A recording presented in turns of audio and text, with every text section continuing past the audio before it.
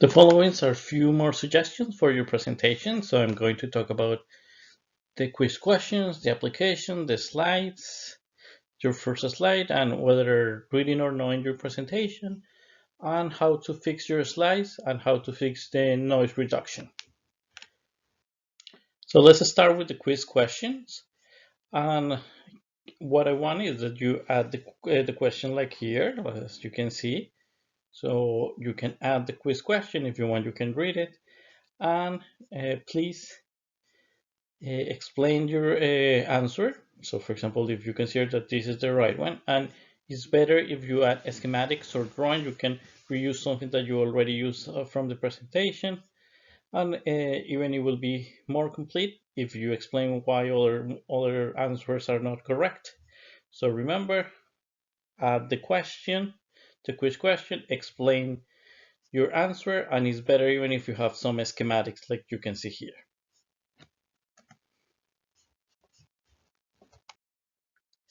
Regarding your application, so for example, it's important that you add an example of an application of the topic that you are studying. So for example, here is one application that it was clear, and in this presentation they talk about the application to healthcare. And so I'm looking that you talk about that. Maybe 2 or 3 minutes. It could be some examples of the textbook, or it could be, or you can look for another examples, and it will be more useful if it's something that grabs the attention of the other people. So for example, here in the presentation of morphogenesis, one of the students last semester showed this diagram, this picture of somebody that scientists were able to use his arm to grow, to develop an ear. And it's something that is very interesting, and it's not Photoshop, but because she was talking about morphogenesis. And this is an example of an application of how morphogenesis can be used. So again, 3 things. Have an example of an application during your presentation. It doesn't have to be very long, it has to be 2 or 3 minutes, and is better if it's very interesting and grab the attention of you or the people that are listening to your presentation. Now I'm going to talk about boring slides, and as you can see here, boring slides are quite easy to make. Yeah, so for example, a boring slide will be if you take the ones that I gave you and you don't modify anything, if you don't add any figure, if you keep only the bullet points and you just read it all the time, is going to make it very boring. Now I'm going to show you some good examples of good slides. Now let me show you good slides. So for example, so a good example of a good slide will be to have a diagram and start talking about each one of the examples. Also, a good slide could be you talk, you read a little bit and you later explain it here. You read a little bit and you explain it here.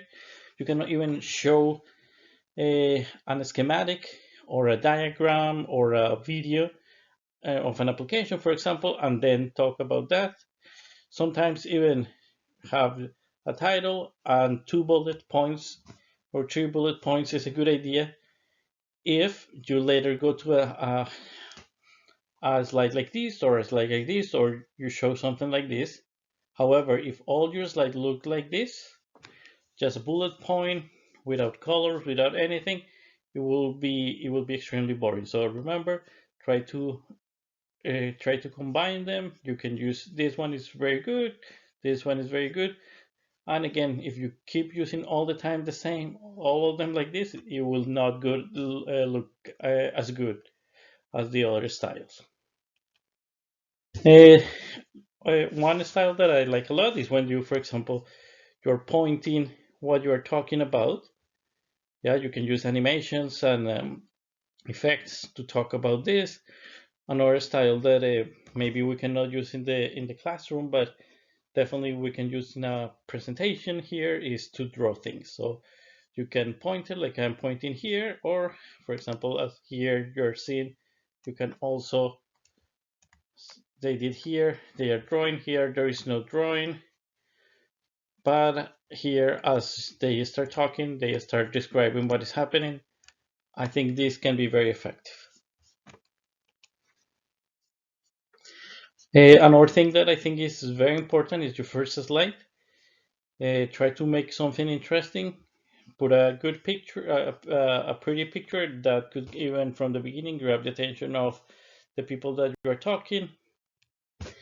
Uh, if it's a good or a bad idea to read or not from the presentation, I think I think you can do a combination. Sometimes you can read what you have in the slide, but if you read everything, it will be boring. If you have a figure and you're reading from the textbook all the time, uh, it will not be as effective as you read a little bit or you practice and then describe what you are seeing here. If you have a figure and you are reading but there is no connection to what you said and the diagram, the presentation is not going to be good. It's not going to engage the listeners. Now, how to fix your slides? So for example, if you pre-record your slides and you need to change some of your slides. So for example, this is one of my slides that I created a long time ago. And for example, you can still keep sometimes your recording what you said and modify the slide or add some figures. So for example, what I did is, and then you can try that too to see if it works. Try with one slide, and for example, I'm going to show you that I remove this diagram, these figures that I have here, images that I have here, and I replace it with something. So here I replace that, and so in case that you miss a diagram or an schematic that can make everything more interesting, you can, without recording it, you can just add it, and you can even uh, move the text. So sometimes that strategy work. I would suggest to see if it works in your presentation. If you miss a diagram, if you just have bullet points and you add a diagram, if it's possible, or if it will not make sense in your case. Another thing that you can do, as I said before, is just remove a slide, or you can add a slide with an schematic in the following and explain more your diagram. This could be an easy way to fix it. So for example, you in this slide, it was too simple. You can or remove it and record it again, or what you can do is keep one slide but add an extra, and in here you can add a diagram and explain the previous ideas that they were not very clear. um, Now, to remove the noise and mute slides, this is something that happened to all of us. That if you're recording a PowerPoint presentation, sometimes you are going to have somebody that make a noise, or somebody that, or is raining, and or something happened and it sounds like during the presentation. There are multiple ways to remove it, so you can just remove one slide if it's during all the presentation. For example, you can send it to me. Some of you send me the presentation, and I can see where is the noise, and I can easily remove it. If I have the video file, I just cut that piece and remove it. If it's during all the presentation, for example, it's raining and or all the presentation, you hear a noise. So for example, every time you hear the click of the mouse or your space bar, I can just look where is that sound and tell the computer to remove all that sound all the time that I hear that sound, and it could be very useful, or all this time that sound like that. Sometimes the presentations have that. If you give me the file, I can help you to remove it.